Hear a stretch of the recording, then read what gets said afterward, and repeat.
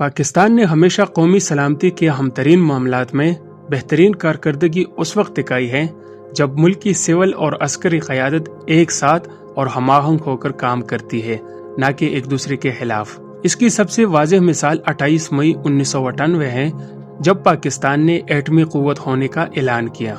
ये न सिर्फ कई दहाइयों की मेहनत का नतीजा था, बल्कि एक नायाब लम्हा भी था जब सियासी, फौजी और साइंसी क़यादत एक पेज पर थी।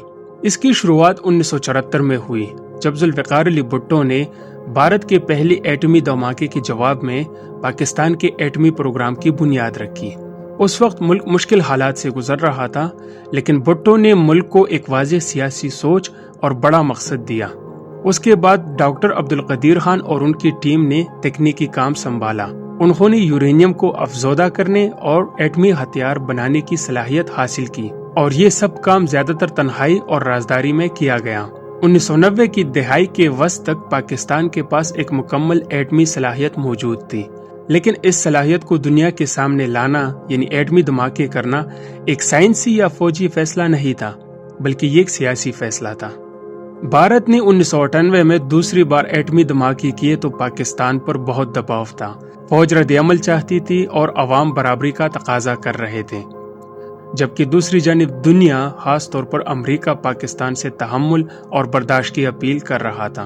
ये वज़ीर-ए-आज़म नवाज शरीफ थे जिन्होंने तमाम पहलुओं को सोचा और आखिर में उन्होंने एटमी धमाकों का फैसला किया। यहाँ पर यह बात काबिल जिक्र है कि ये फैसला फौज के खिलाफ नहीं किया गया, बल्कि उनसे मशवरा करके किया गया था। ये एक मरबूत फैसला था, इदारों के दरमियान तसादुम नहीं था। यही इत्तेहाद इस फैसले को कानूनी हैसियत और स्ट्रेटेजिक वजन देता है। इसका मुआवजा हम बाद के हालात से कर सकते हैं, जैसे डॉन लीग्स तनाज़ा, जहां सिविलियन और फौजी क़यादत के दरमियान एतमाद टूट गया, या फिर 2014 में आर्मी पब्लिक स्कूल पर हमले के बाद पैदा होने वाले इत्तेफाक राय को देखें, जब फौज और हुकूमत एक पेज पर आ गए। इस इत्तेहाद की वजह से दहशतगर्दों के खिलाफ बड़े और फैसलाकुन ऑपरेशन किए गए। इसके बरक्स इससे पहले के सालों में ये तय करने पर इख्तिलाफ होता था कि इन दहशतगर्दों से कैसे निपटा जाए, और यही वो इख्तिलाफ था जिसकी वजह से इंतहा पसंदी को जड़ें पकड़ने का मौका मिला। जब रियासत की दो आवाजें हों तो गैर रियासती अनासर इस हला को बर लेते हैं। आज भी जब बात अंदरूनी सलामती और इंतहा पसंदी के खिलाफ इक़दामात की हो तो अक्सर उलझन पैदा हो जाती है, खास तौर पर जब मुख्तलिफ इदारों के मफादात अलग हों। ये एक बड़ी हकीकत की तरफ इशारा करता है, जब बाहर के खतरात पर फौज और हुकूमत में इत्तेफाक होता है तो पाकिस्तान वाज़ेह और मजबूत रद्द-ए-अमल देता है, लेकिन जब मसाइल अंदरूनी हो, जैसे हुकूमत चलाना, इंतहा पसंदी या एहतिसाब, तो ये इत्तेफाक ख़त्म हो जाता है।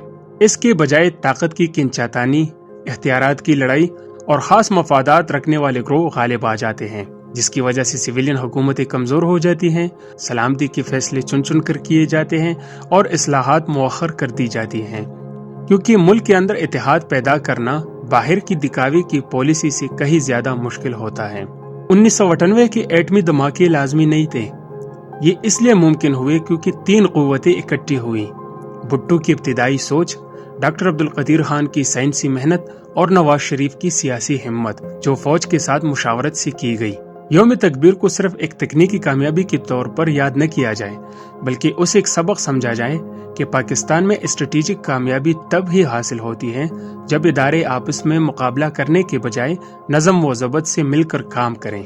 पाकिस्तान के लिए असल चैलेंज सिर्फ मुश्किल वक्तों को संभालना नहीं, बल्कि इदारों में मुस्तकिल समझदारी और पुख्तगी की एक मजबूत रिवायत कायम करना है। कौमी सलामती की शुरुआत मुल्क के अंदर से होती है, सिर्फ बाहर के खतरात रोकने से नहीं।